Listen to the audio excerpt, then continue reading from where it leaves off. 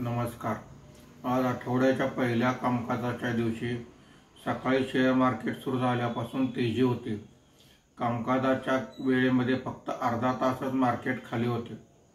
आज मार्केट बंद होताना सेन्सेक्स हा 443 पॉईंटनी वाढून 82,200 वर बंद झालेला आहे. निफ्टी हा 122 पॉईंटने वाढून 25,091 वर बंद झालेला आहे. आज BSE कॅपिटल गुड्स इंडेक्समध्ये सर्वात जास्त म्हणजे 1.33% ची वाढ झालेली आहे. BSE बँक इंडेक्स 1.28% वर आहे.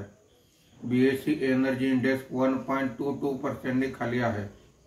BSE मिड कॅप इंडेक्स 0.55% वर आहे, तर स्मॉल कॅप इंडेक्स हा फ्लॅट आहे.